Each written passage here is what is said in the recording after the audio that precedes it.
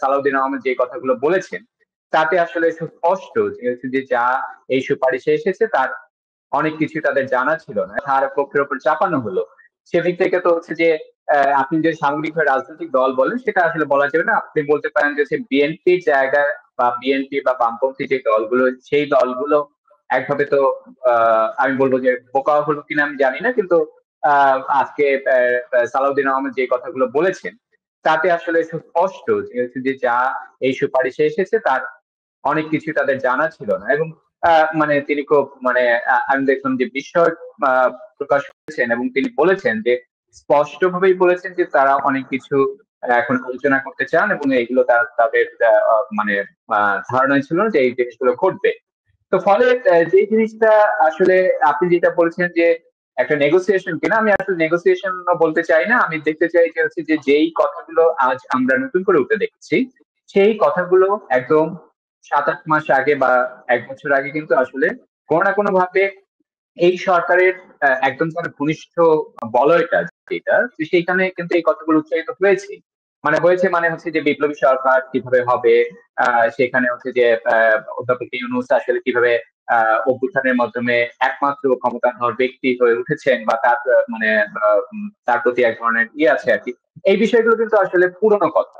আমরা দেখতে পাচ্ছি সেই পুরনো কথাগুলো আবার নতুন করে আজ থেকে হচ্ছে যে যেটা 1 বছর আগে ছিল সেটা আবার নতুন করে উঠলো এই নভেম্বরের আগে, মানে 10-12 মাস পর আবার উঠলো এবং সেদিকেই আমার মনে হচ্ছে যে জিনিসটা আসলে নিয়ে যাওয়া হচ্ছে এখন পর্যন্ত। আমি এই সুপারিশগুলো কয়েকটা বিষয় আমার কাছে খুব পরিষ্কার না, আমি বুঝি নাই। আমি সেগুলো নিয়ে আলোচনা করব যে আপনি রুমাপার সঙ্গে যদি পরবর্তী আলোচনা হয় তারপর আমি সনদ। জি, আরিফা রহমান রুমা, আপনি নিশ্চয়ই ফলো করেছেন যে আলী রিয়াজের এই 48টি সুপারিশ এবং তারা গণভোটে পাঠাবে। সেখানে বিএনপির দাবি ছিল নির্বাচনের দিনই নির্বাচনের সঙ্গে গণভোট, কিন্তু তারা সেই জায়গাটা উন্মুক্ত করে রেখেছে, যেটি এনসিপি এবং জামায়াতের দাবি দেওয়া ছিল যে এটি নির্বাচনের আগে মানে জাতীয় নির্বাচনের আগে গণভোটের আয়োজন করা। সেই জায়গা তারা দুদিকেই উন্মুক্ত করে রেখেছে। আলটিমেটলি তারা কাকে সন্তুষ্ট করতে চাইলো? রুমা, আপনার কথা শুনতে পান, আপনি আনমিউট করতে হবে আপনার মাইক্রোফোন। ধন্যবাদ সুলতানা। তারা আসলে নিজেদেরকে সন্তুষ্ট করতে চাইছে, এর বাইরে তাকে আর কারো সন্তুষ্ট করার কোনো প্রয়োজন আছে বলে আমার মনে হচ্ছে না। গায়ের জোরে ক্ষমতা দখল করেছে। ক্ষমতা দখল করবার জন্য দেশের শত শত হাজার হাজার নিরীহ ছাত্র জনতা পুলিশ হত্যা করেছে এবং সেটাকে স্থায়ী করবার জন্য, দীর্ঘস্থায়ী করবার জন্য যা যা কিছু করবার তারা করেছে। বিএনপি যে বোকা সেটা আমরা আগেই বলেছি, আমরা নানা ধরনের কথা বলেছি যে বিএনপি আসলে বোকা, আর তারা হয়তো এখন ফিল করতে পারছে যে তাদেরকে বোকা বানানো হয়েছে। আসলে বোকা বানানো হয়নি, তারা বরাবরই বোকা ছিল বলেই আজকে ইউনূস এই পর্যন্ত আসতে পেরেছে এবং দেশটাকে খাদের কিনারায় নিয়ে গেছে। দেশটা আমাদের হাতে আছে কি নাই, মানে এরকম একটা পরিস্থিতি কিন্তু আমাদের ভিতরে এরকম প্রশ্ন আসছে। তো সেই পরিস্থিতি বিএনপির সাথে না থাকলে ইউনূস আসলে পারতো না, একদমই না। জুলাই সনদের যেদিন তারা সিগনেচার করলেন, আমরা সেদিনকার ভিডিও আমাদের নিশ্চয়ই চোখ এড়ায়নি। তাদের সে স্যালুট দেওয়া, তাই না? তারপর সেখানে বাংলাদেশের স্বাধীনতার ইতিহাসটাকে যেভাবে একদম মানে বিকৃত করা হয়েছে, তারপরে ওটা পড়েই তো ওনারা সিগনেচার করেছেন ওখানে।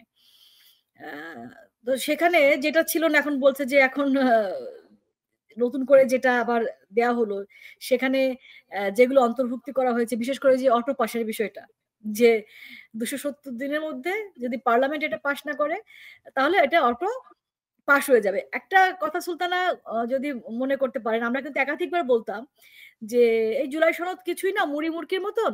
কারণ পরবর্তীতে যারা সংসদে আসবে তারা যদি সেই সংসদে এই অধ্যাদেশটাকে পাস না করে তাহলে তো এটা বাতিল হয়ে যাবে, রাইট? ওইটাকে মাথায় নিয়ে ওনারা কিন্তু এই মানে অটো পাস হয়ে যাবে এটা চিন্তা করছে, কিন্তু এটা মাথায় নাই যে এই সমস্ত কিছু অটো পাস টাস সবই বাতিল হয়ে যাবে। কারণ তারা যে অধ্যাদেশ বা যদি সেটাকে পাশও করে, আমরা পঞ্চম সংশোধনী অষ্টম সংশোধনীর কথা ভুলে যাইনি, তাই না? যাক, সেটা অনেক পরের প্রশ্ন। মানে এখন শুধুমাত্র বিএনপি বোকামি করছে তা না, আমি বলবো মোহাম্মদ ইউনূসও যথেষ্ট বোকামি করছে। উনি বাংলাদেশের মানুষকে আসলে চিনতে পারে নাই, যার ফলে ওনার যা ইচ্ছে তাই করছে। মানে আপনি সুলতানা, আমি, রুমা, সঞ্জয়, রাইট? আমরা তিনজন মিলে আমরা এরকম, বা তিনজনের আলাদা আলাদা তিনটা বানালাম যে বাংলাদেশ এইভাবে চলবে, এইটা হবে, আমি অমুক হব, তুমি তমুক হবা, এবং এটা যদি সংসদে পাশ না হয় তাহলে এটা অটো পাস হয়ে যাবে, মানে একটা ফাইজলামি। এবং আপনি দেখেন বিএনপি যদি এর সাথে না থাকে, আওয়ামী লীগ তো ধারে কাছেও নাই, শুরু থেকেই নাই, বাংলাদেশের মোট জনসংখ্যার যদি প্রতিনিধিত্ব করে তাহলে আওয়ামী লীগ আর বিএনপি বাদে বাকি কয় পার্সেন্ট থাকে? আর 30টা দলের কি 30 জন কি 30টা এক্সট্রা ভোট আছে নিজেদের ভোটের বাইরে? যে 30টা দল, আমি জামাতকে বাদ দিয়ে, বিএনপি কে বাদ দিয়ে বাকি জনের 28টা ধরলাম, 28 দলে তো প্রেসিডেন্ট সেক্রেটারি কেন, ফুল কমিটি আছে কিনা I mean doubt. Full committee আছে?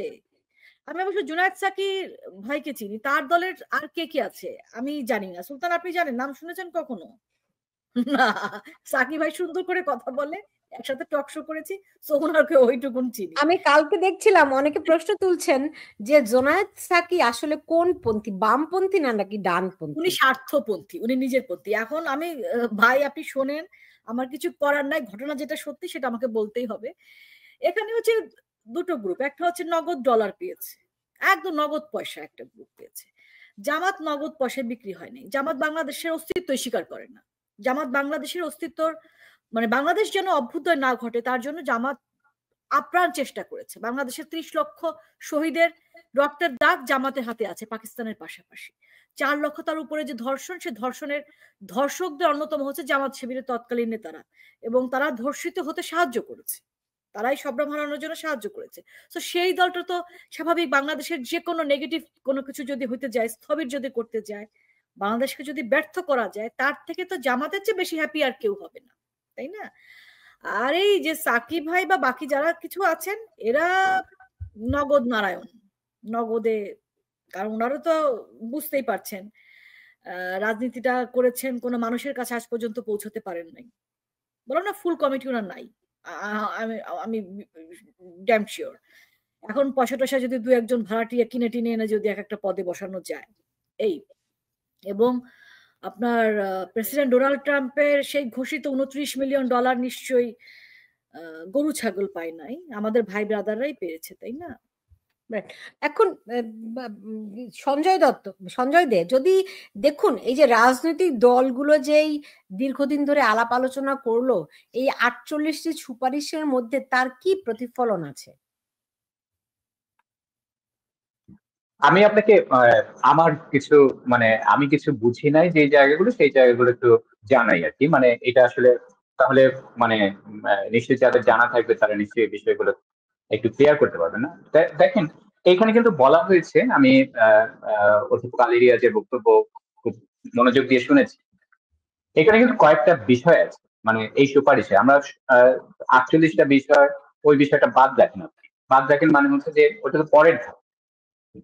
আমরা প্রক্রিয়াগুলোর দিকে যাই, যে প্রক্রিয়ার সুপারিশগুলো করা হয়েছে। দেখেন, প্রথমে সুপারিশ করা হয়েছে যে এই আদেশটা জারি করবেন অধ্যাপক ইউনূস। কেন, সেই ব্যাখ্যা দিয়ে আলী রিয়াজ বলেছেন যে এটা জুলাই আগস্ট অভ্যুত্থানের যে ম্যান্ডেট, সেই ম্যান্ডেট অনুযায়ী ডক্টর মোহাম্মদ ইউনূস এটা কর্তৃত্ব রাখেন, তো সেই জায়গা থেকে এটা হবে। তো আমি ওনার কথা যদি ধরেই নিই যে এটা আসলে একটি বিপ্লবী সরকার, সেটা ঠিক আছে। আমার কথা হলো যে তাহলে হচ্ছে যে অধ্যাপক ইউনূস তো শপথ নিলেন রাষ্ট্রপতির কাছে, অধ্যাপক ইউনূস শপথ নিলেন বা তার ইশারা সংবিধান রক্ষার, মানে বিদ্যমান সংবিধান রক্ষার শপথটা নিলেন। তো সেই সংবিধানের রক্ষার শপথ নিলেন, আর সেই সংবিধানে তো হচ্ছে যে ওনারকে এখতিয়ার দেওয়া হয়নি। যদি এটা প্রথম দিকেই ধরেন 5 আগস্টের পর 8 আগস্ট যখন হচ্ছে উনি ক্ষমতায় নিলেন তখনই একটা বিপ্লবী সরকার করতেন, তখন সেটা একটা ভিন্ন আলোচনার প্রেক্ষাপট হতে পারতো। কিন্তু আপনি ধরেন 14 মাস প্রেম করে এসে তারপর হচ্ছে যে আপনি বললেন যে হচ্ছে যে ওই জিনিসটা আসলে ঠিক ছিল না আর কি, মানে এখন নতুন করে সব কিছু করতে হবে আর কি। সেটা আসলে একটা মীমাংসা করা খুব মুশকিল। এবং এই জায়গায় সাংবাদিক একজন তাকে প্রশ্ন করেছিলেন, সেই প্রশ্নের জবাবে উনি বলেছেন যে এইটা হচ্ছে একটা বিশেষ একটা পরিস্থিতি, যেই পরিস্থিতিতে আসলে সবকিছুকে একই বাক্সে ভাবা যাবে না। খেয়াল করে দেখেন যে উনি বলছেন যে একই বাক্সের মধ্যে রেখে এই বিষয়টাকে বিবেচনা করা যাবে, মানে এই বিষয়টাকে আলাদা করে সংবিধান, এবং উনি বলেছেন যে এটা আসলে সংবিধানের বাইরের একটা বিষয়। তো সংবিধানের বাইরে মানে বিদ্যমান সংবিধানের বাইরের বিষয়, তো সংবিধানের বাইরের বিষয়কে উনি এই ইস্যুটাকে উনি আলাদা করে বিচার করতে চান। আবার দেখেন এই রাষ্ট্রপতির মাধ্যমে কিন্তু এ পর্যন্ত একাধিক মানে অন্তত 15-20টার মতো হচ্ছে অধ্যাদেশ জারি হয়েছে। তাহলে একদিকে রাষ্ট্রপতি অধ্যাদেশ জারি করছেন বা করেছেন, সেই অধ্যাদেশের আওতায় অনেকগুলো ঘটনা ঘটেছে বাংলাদেশে, অনেকগুলো বিচার হচ্ছে, অনেকগুলো এই যে আইসিটি আইন পরিবর্তন হয়েছে, সেইগুলার বিভিন্ন কিছু অনেক কিছু গণপ্রতিনিধিত্ব আদেশ টাদেশ চেঞ্জ হয়ে অনেক কিছু করা হয়েছে। আপনি সেই অংশগুলোকে রাখবেন, আবার এই অংশ থেকে বলবেন যে এইটা আসলে ওইভাবে হবে না, এটা হবে এইভাবে। তার মানে এইখানে নির্ধারকটা কে? নির্ধারকটা তাহলে হচ্ছে আমার বিবেচনায় আলী রিয়াজ ঠিক করছেন যে কোনটা কোন অংশ কোনভাবে কিভাবে চলবে। এটা যদি হয়, একটা দেশের আইন ব্যবস্থাপনা যদি হচ্ছে একজন ব্যক্তি বা 5জন ব্যক্তি, তারা যদি ঠিক করেন যে আমি ওইটুকু করবো ওইটা সংবিধানের ওই পুরনো সংবিধানে, আরেকটুকু করবো বিপ্লবী সংবিধানে, আরেকটুকু করবো অন্য কিছুতে, তাহলে আসলে মানে আইন করারই দরকার কি? মানে এই নিয়ম কানুনের তো দরকার নেই। মানে সবকিছু থেকেই তো আমরা আসলে বাক্সের বাইরে বলতে পারি যে হচ্ছে যে অধ্যাপক আলী রিয়াজ যেটা বলবেন আজ থেকে 5 বছর পরের দিনে উনি যেটা বলবেন সেটাই তখন হচ্ছে যে বিবেচ্য বিষয় হিসাবে থাকবে। আচ্ছা, এটাকে আমি জাস্ট আরেকটু বলে শেষ করি। সেটা হচ্ছে যে দেখেন তারপরে বলা হচ্ছে যে ধরে নিলাম যে অধ্যাপক ইউনূস এটা আদেশ জারি করবেন এবং সেটা আসলে উনি করবেনই, আমি যত বুঝতে পারি আর কি। তো সেই অনুযায়ী হচ্ছে যে একটা গণভোট হবে।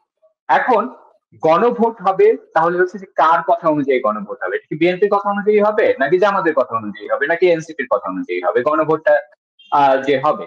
এবং সেই গণভোটে দেখেন বলা হচ্ছে যে গণভোট পরের সমস্যাটা দেখেন, এই গণভোটের মাধ্যমে আসলে এই যে 48টা বিষয় সংবিধান সংক্রান্ত যে 48টা বিষয়, সেই 48টা বিষয় মানে একটা প্যাকেজের আওতায় থাকবে। বলা হবে যে আপনি মানে ভোটারদেরকে বলা হবে, হয়তো বিস্তারিত একটা কাগজে আলাদা করে থাকবে, কিন্তু ওই ভোটের ওই অংশটায় ব্যালটে থাকবে যে হচ্ছে আমি একটা প্যাকেজ দিয়েছি, এই প্যাকেজটা আপনি সমর্থন করেন কি করেন না আপনি বলেন। তো আমরা যে অতীত ইতিহাসগুলো দেখি, আমরা দেখি যে গণভোটে আসলে সরকারি গণভোট বাংলাদেশে যা যা হয়েছে সেই গণভোটের রেজাল্ট কি সেটা নিশ্চয়ই আমরা নিশ্চিত হয়েই আসলে এই জায়গাটায় যাচ্ছেন।